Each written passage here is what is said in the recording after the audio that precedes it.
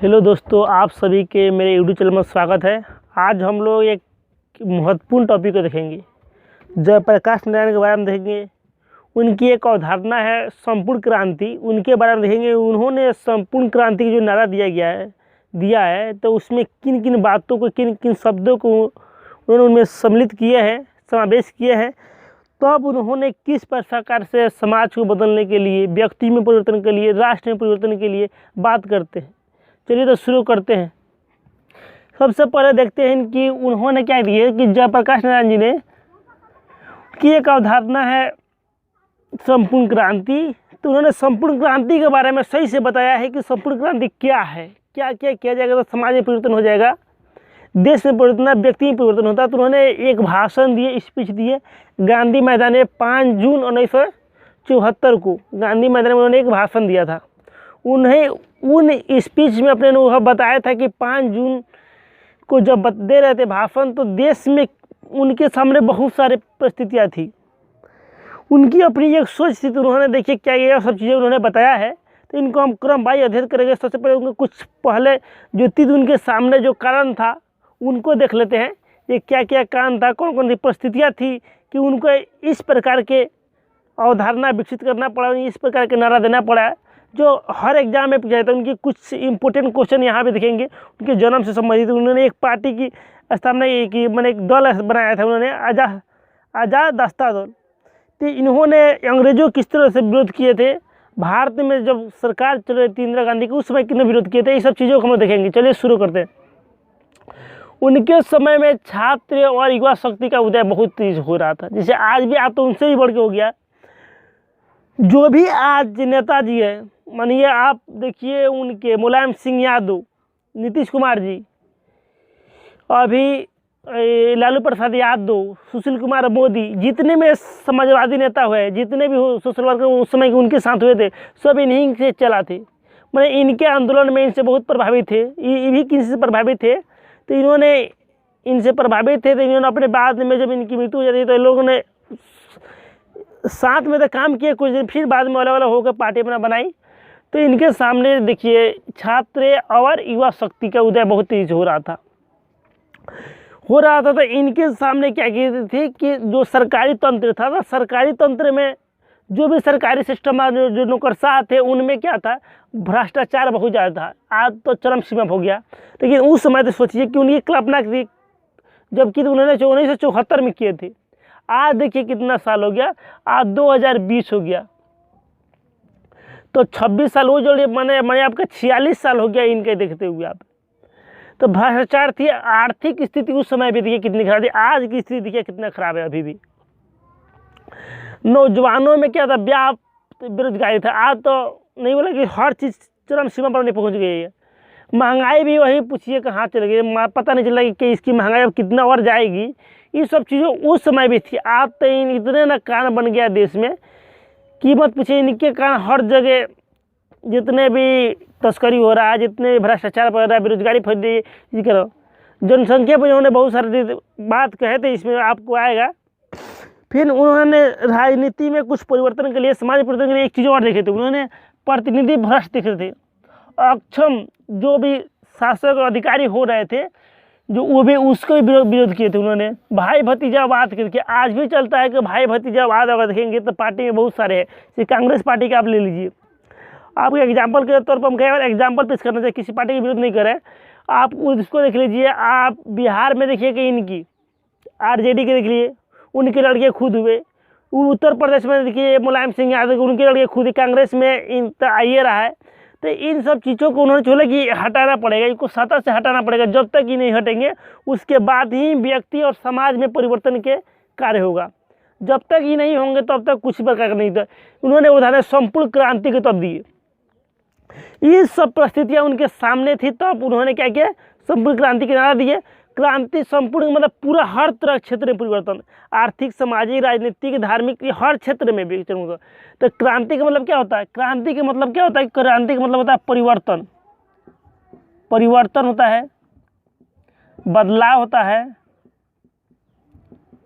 Changing English में बोलते हैं। तो ये सब चीज़ों का सोच रहे कि जब चीज़ों में परिवर्तन नहीं है, क्रांति नहीं लाएगा, तो अब तक ये सब चीज़ों से नहीं हम लोग को जो व्यक्ति का विकास, समाज का विकास, जो राष्ट्र का विकास होना चाहिए, नहीं हो पाएगा। तो देखिए इन्होंने अपनी अवधारणा में कौन कौन शब्दों का इंक्लूड किए, उनके बाद इन्होंने जो अवधारणा दी थी, इनकी सबसे पहले इन्होंने समाज में परिवर्तन खोजे।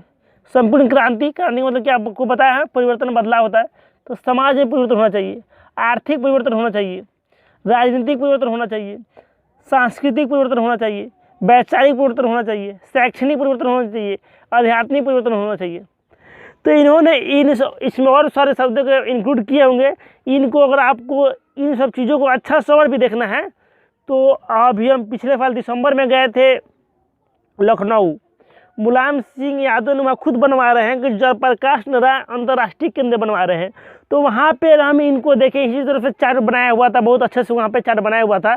तो हम सोचे कि फ़ोटो खींच लेते, फ़ोटो तो नहीं खींच पाए, वहाँ पे मना था वहाँ पे, तो फ़ोटो नहीं खींचे, लेकिन उसको देखे, उनके बारे में पढ़े तो इतने अच्छे से। अगर आपको कभी समय मिले तो लखनऊ जाइएगा, तो आपको बता दें कहाँ पे है। जो मायावती जी बनवाई है अम्बेडकर पार्क के सीधे सामने है। इस पर जब जाएंगे तो आप लेफ्ट साइड में वहाँ पे है, तो वहाँ पर अंदर जाएंगे तो वो उस समय तो फ्री था, अब नहीं बन रहा था, लेकिन अब किसी पैसा लगा क्या हुआ, लेकिन इसमें ज़रूर घूमिएगा वहाँ पे इनके बारे में बहुत अच्छे से बताया गया। इनकी जो जीवनिया हर चीज़ रिकॉर्ड करके बताया गया हो। जैसे अमिताभ बच्चन है, उन्होंने खुद अपना आवाज़ दिए इनके बारे में बनाने के। बहुत अच्छे जो भी विद्वान हैं इनके बारे में बोले हैं, लिखवाए हैं। अच्छी चीज़ वहाँ देखने के लिए जाएंगे तो आपको थोड़ा ज्ञान होगा इनके बारे में, जानकारी, थोड़ा मोटिवेट भी होंगे। तो इन सब चीज़ों को उन्होंने परिवर्तन के माध्यम से परिवर्तन करना चाहा, बदलना चाहा। और 1974 की बात है। फिर उन्हें जब इंदिरा गांधी के सरकार में 1977 में क्या किया, तो जब इंदिरा गांधी जब जीती थी, तो उन्होंने जब जीती तो इलेक्शन में बहुत सारा भ्रष्टाचार हुआ था, दबाव हुआ था। उसमें जो वो जीत गई थी, तो भ्रष्टाचार के माध्यम से उन्होंने जीती थी वहाँ पे। तो इलाहाबाद हाई कोर्ट ने इनके विरोध में फैसला दिया था कि उसमें हुआ था, वहाँ पे जो इलेक्शन हुआ था उसमें भ्रष्टाचार हुआ, धोखाधड़ी हुआ था। जो बूथ का जो वोटिंग गिना गया था, वहाँ पे कुछ जो भी वोटिंग हुआ था, ईवीएम तो उस समय नहीं था, लेकिन जो भी बॉक्स था तो उसमें धोखाधड़ी के माध्यम से गिनती करा के इन्होंने चुनाव जीत गई थी। तो इनके आरोप आया था। आरोप करने के बाद इन्होंने और इनका विरोध करना शुरू कर दिया, क्योंकि इनका मतभेद कांग्रेस में पहले से ही उत्पन्न था। बीच में इन्होंने राजनीति से संन्यास भी ले लिए थे, लेकिन बाद में फिर आते हैं। इनका संबंध महात्मा गांधी से ही बहुत अच्छा था, क्योंकि महात्मा गांधी से बहुत प्रभावित थे, जाकिर हुसैन से बहुत प्रभावित थे, मार्क्सवाद से भी बहुत ज़्यादा प्रभावित थे। तो आपको हम बता देते हैं कि इनकी पत्नी का नाम है, एक याद रखिए, प्रभावती। तो उनको जब महात्मा गांधी प्रभावित है कि जब ये अमेरिका जाते हैं शिक्षा प्राप्त करने, तो वहाँ पे अपना पत्नी के गांधी जी के आश्रम में, नांडी जो वहाँ पे था, वहाँ पे आई थी आश्रम में, वहाँ पे आपको साबरमती आश्रम में वहाँ पर रख के जाते हैं अमेरिका शिक्षा प्राप्त करने। तो उनकी पत्नी वहीं पर रहती है, बहुत ज़्यादा प्रभावित होते हैं। उनके बाद जाते हैं अमेरिका शिक्षा प्राप्त करके आते हैं। फिर चलिए उसके बाद देखिए, इनका एक क्वेश्चन और पूछता है कि बीपीएससी में बहुत बार क्वेश्चन पूछा गया है कि जयप्रकाश नारायण का जन्म कहाँ हुआ था। तो उत्तर प्रदेश और बिहार की सीमा पर एक गांव है, वहाँ पे एक गांव है सिताब दियारा, वहाँ पे इनका जन्म हुआ था। तो ये क्वेश्चन बार पूछा जाता है। फिर आज़ाद दास्ता, नेपाल की तराई जंगलों में उन्होंने आज़ाद दास्ता दल की स्थापना की थी। इन्होंने स्थापना इसलिए की कि 1942 के बाद जब अंग्रेज के विरोध कर रहे थे और अंग्रेज के से वो छापामारी कर रहे थे, उनको सरकारी शासन व्यवस्था को सोच रहे थे कि अस्त व्यस्त कर दे, उनको पंगु बना दे, प्रशिक्षण दे रहे थे लोगों को। लोग वहाँ से छापामारी युद्ध छिप के पहाड़ियों में से युद्ध कर रहे थे।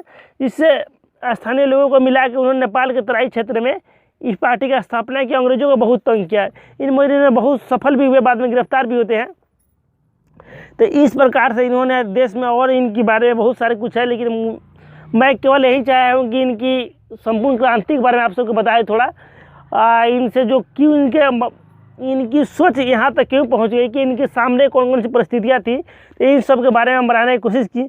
अगर वीडियो आपको समझ आ गया है तो इसको लाइक कीजिए और सब्सक्राइब भी कीजिए ज़रूर। अगर अच्छी लगे तो सब्सक्राइब करने में कहीं आपको पैसा भी नहीं लग रहा है, केवल आपको सब्सक्राइब कर देना है। इससे भी तो करेंगे तो मुझे भी थोड़ा मोटिवेट होंगे। Thank you.